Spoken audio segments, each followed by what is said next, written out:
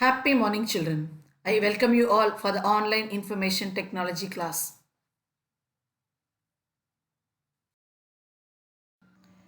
Kindly try the activity available on page number 58, 61, 62, and 63, children, and you will explore Scratch on your own. In the last video, we explored on Scratch basics.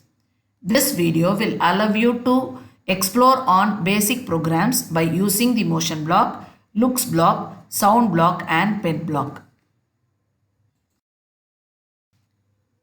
We will now learn the steps to make the apple fall randomly from the tree using the motion block. To do this, step 1 is you will have to start a new project. When you start a new project, the default screen will appear with cat as default sprite. Your step 2 is you will have to delete the cat sprite. Now I wanted a tree as my backdrop. So what should I do? I should go to the backdrop area, type tree in the search bar, and you will find a tree coming up. Just click on it. That will come as your backdrop.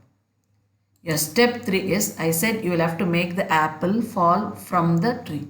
So to do this, go to the food option in the sprite area and then type apple. You will select apple as your sprite. Your fourth step is to add code in the script area. So what are the codes I frequently use here? I said when flag is clicked. From where should I get that when flag is clicked? I should click it from the event. So what do you mean by an event block? It will trigger something. So when a flag is clicked, these things should take place. What things should take place? The first thing is point to direction. And I have made it as 90. I want the apple to point to 90-degree angle.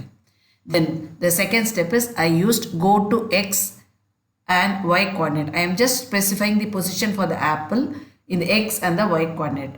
After that, I use a command called glide and I tell the number of seconds and I am asking it to glide in the X and Y coordinate. So what do you mean by the gliding option? The glide option will smoothly allow the sprite to fall into a specified X and Y position in the specified amount of seconds. So I am using that as my key.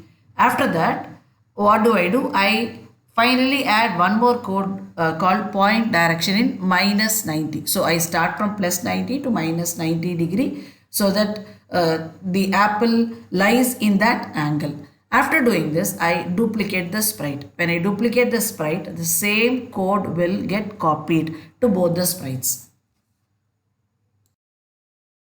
For the second set of apple, I have changed the glide positions also so that the apple is falling in a different style.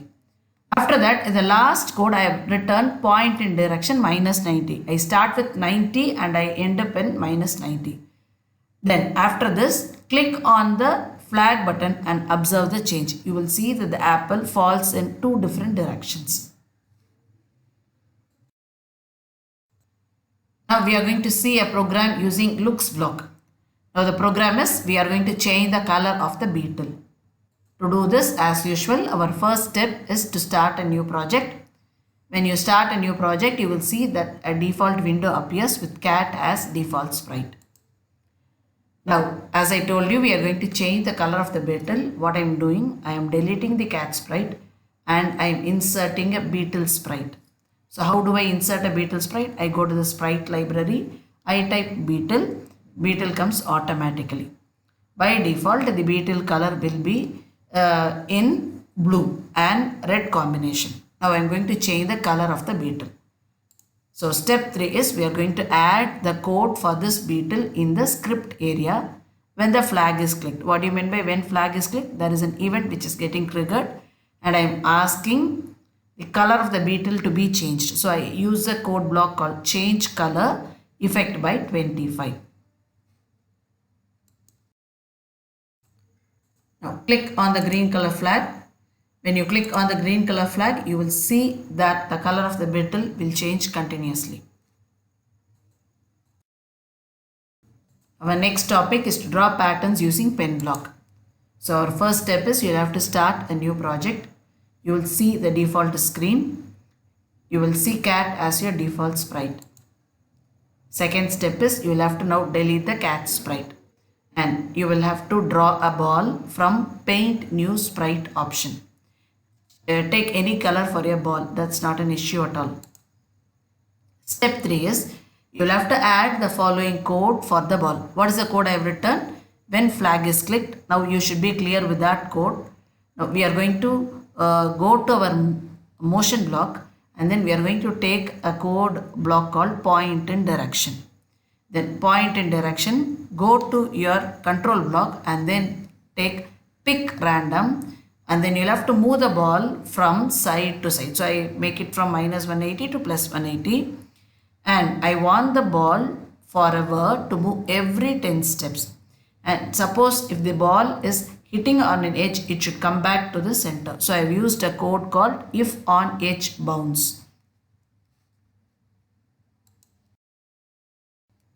Now after writing the code, just click on the flag.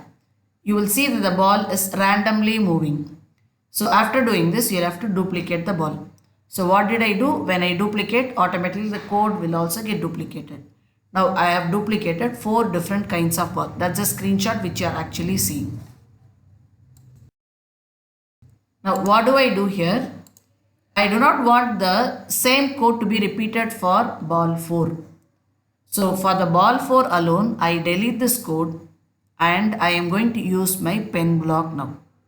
So when all the 4 balls are touching each other, like I want the 4th ball to touch ball 3, ball 2 and ball 1. So I write when the flag is clicked, forever move to ball 4, ball 3, and when I move that way, I write a code called pen down. What does this pen down do? It actually draws the line. So when you say ball 4 to go to ball 3, it will draw a line and go to ball 3. Then when you ask it to go to ball 2, it will move and then move to, it will draw a line and then move to ball 2. When I ask it to go to ball 4, it will draw a line and move to ball 4. Now click on the green flag. You will see that you will get a blue color pattern like this. Now I don't want a typical blue color line like this. So what do? I want my pattern to be more colorful. So to do this, I go to my pen block. I change one more tag, or I take one block command called change pen color by 10. So what happens here? The pen color will automatically change when the flag is clicked. When the flag is clicked, see now the pattern will become more colorful. You can also add a backdrop to your colorful image by going on clicking on the backdrop called sky. Now the next topic is the usage of sound block. As I discussed earlier, the sound block will provide different blocks to add music to Scratch projects. There are basically 13 sound blocks available in Scratch, and sound can be added by 3 different ways. One, by choosing sound from library, record a new sound, or upload sound from a file from the internet. This sound block cannot be explained in this PowerPoint presentation, so kindly try it on your own children. Now Scratch will become more effective and informative, and it will be more joyful when you try it on your own. Kindly try the codes, and thank you children. Stay home, stay safe.